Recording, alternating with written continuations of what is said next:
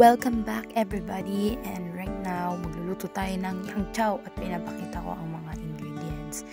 Yan, nagmi-mince ng garlic, kaning bahaw, yan, pure foods baka naman, luncheon meat, and then green beans, and then carrots. Nagre-ready kami to cook yang chow, and tininda namin yan sa aming online shop, and also yan yung parang lunch and dinner namin since madami yan, mukha lang siyang konti. And ang magluluto niyan ang aming father, ang nag-prepare isang aming mother. Tumulong kami ng very slight lang. And ayan na yung next ingredients, which is shrimp. Ayan, momontage natin. Ayan yung hinating Pure Foods luncheon meat, yung vegetable na nabanggit ko kanina, and green beans. Ayan, dami naming rice. And so, after preparation, we'll get to cooking. Ayan, sila Delia po ang nagluluto. So, first, syempre, pinainit yung pan, then lagyan ng oil, and then garlic. We're gonna saute the garlic until mag-slightly brown siya para magkaroon ng aroma and lasa. Huwag niyo pong susunugin yung bawang kasi hindi po siya magiging masarap. Natin yung ham para maluto yung ham.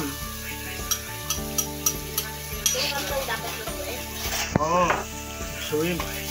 Ngayon, megus natin yan kasama ng garlic.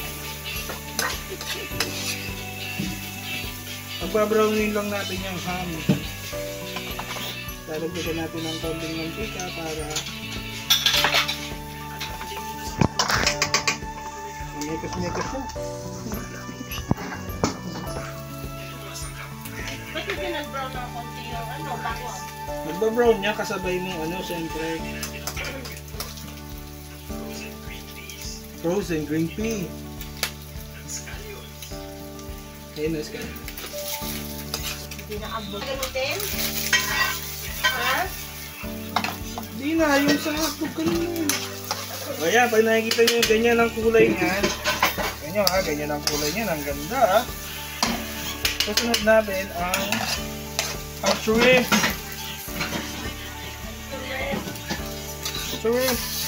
Shrimp in. Ayan, shrimp in. Tapos mekos nyo lang ng konti, magiging kulay orange yung shrimp.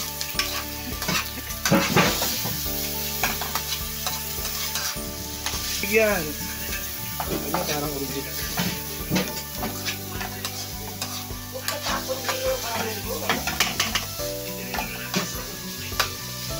Ang ganda, oh.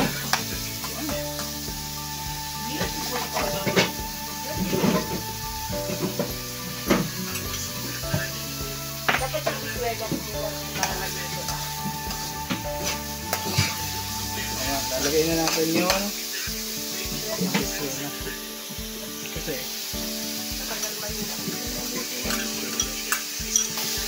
so stir fry ulit, mekos ulit.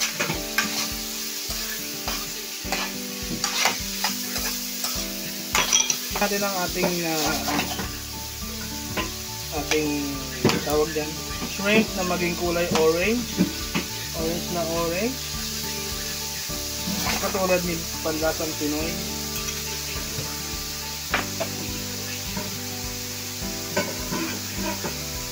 Orange na, ilagay ang Hindi, pag orange na, magdadagdag tayo 2 eggs. 2 eggs, 1 egg.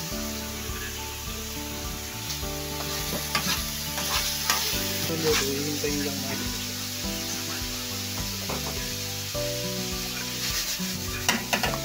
Dahil may tubig yung shrimp. matubig si shrimp.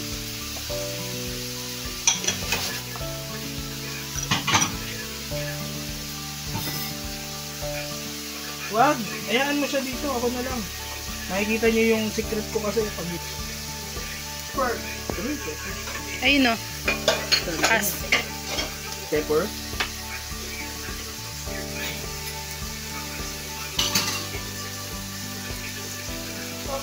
Tapos lalagyan natin ng kajun, konti lang. Hindi, konti lang. For tasting. Siyempre, di mawala ang Ninong Rai. Si Haya. Si Roger. Si ano yun? Kuya Roger. Uncle Roger. Kapag walang Ajinomoto, ayaw niya. Dapat lagi may betchin. Ayan. At may megos-megos lang natin. Luto na to.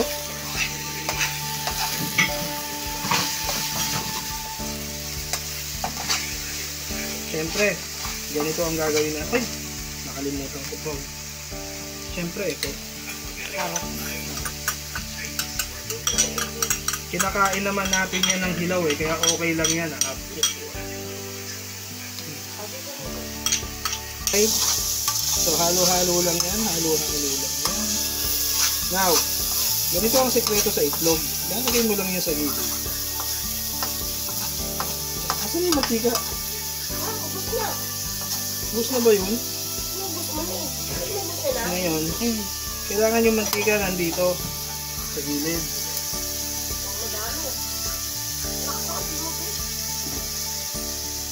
Kailangan yung mantika nandito sa gilid para hindi manikit. Okay? Ngayon, isa. Break the egg. Here.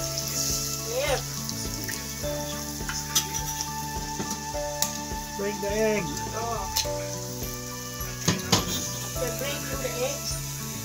Break the egg.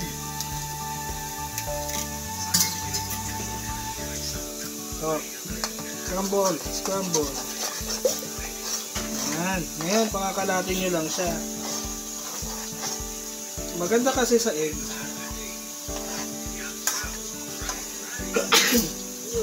Maganda sa egg, medyo half cook siya. Kailangan makikita nyo half cook. Kasi kailangan pumasok siya dun sa kanin. Half cook lang. Half cook lang ang egg. Tapos, tsaka natin ilalagay ang kanin. Ang bahaw. Sabay, ilalagay na natin ang bahaw. Kahit unti-unti lang nilagay ng bahaw. Tapos, yan.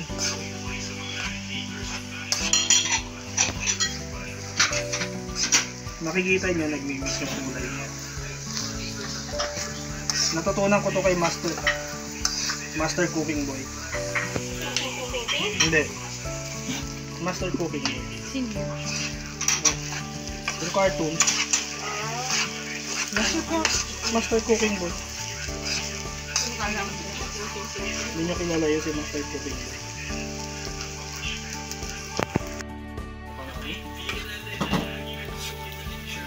Mukha na siyang yang chow. Bango, saka. Bango. Bango.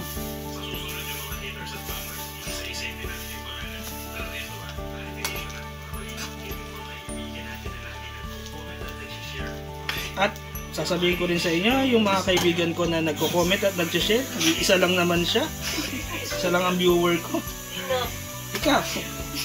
Ikaw lang ang viewer ko. Ikaw daw. Kamusta nga pala sa nag-iisa kong viewer? Sino?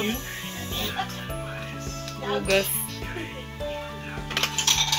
Wala akong basher, viewer lang. Wala kang basher, viewer lang. Ano pangalan po ng inyong channel?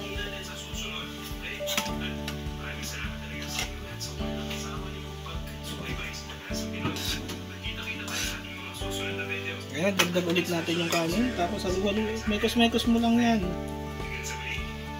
Okay, Mekos-mekos. Magic.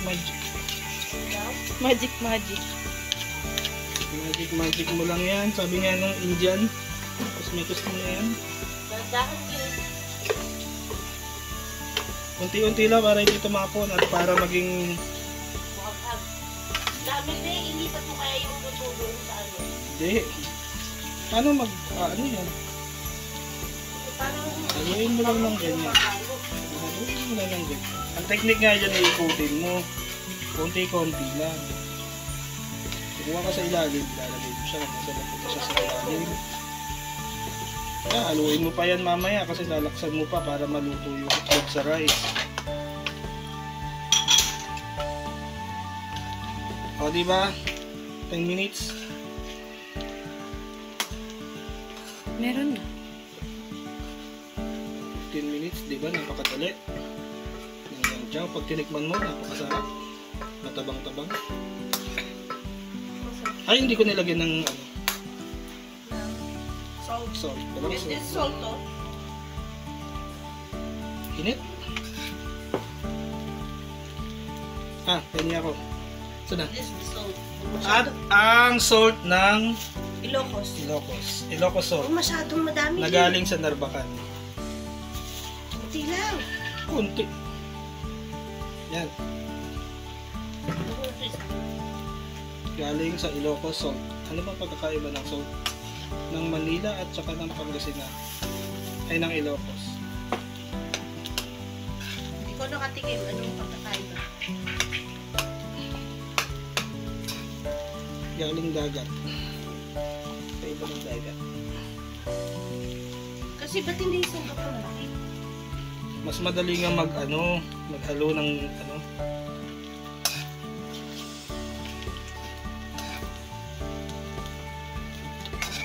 Pawis ko.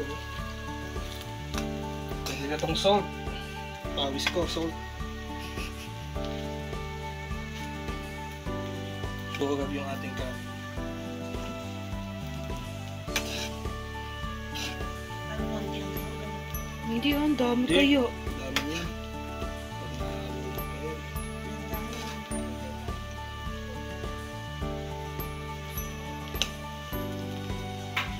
Hindi yung nalagay na salt. Ano bang inaano nyo? Nahalo ba? Siya kasi yung nagkikita sa ilalim. Yun ang mga masasarap dyan.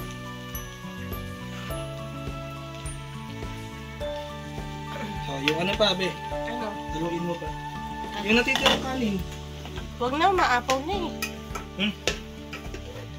Mamaya-maya na lang. Oo, yan na. Hindi nga yung sila natapon. Boing, boing. Sabi ni Boy Nognog. Nog-nog. Hmm. Nog-nog. Halu-haluin lang daw. Nog-nog. Ano na yung babad mo? Si Boy Nog-nog. Ay, Huwag may kanin. pakanin. Simot. Ito na lang. Sa may apoy, be, nasa haluin. Lakasan? Oo, laksan mo. Yung pinakamalakas. Baka masunog. Hindi na dadagdagan ng asin nito na nali. Ha? Hindi na dadagdagan. Okay na yan.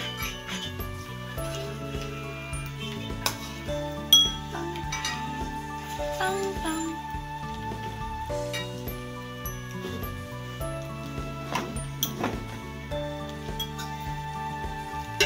Taste na. Taste na.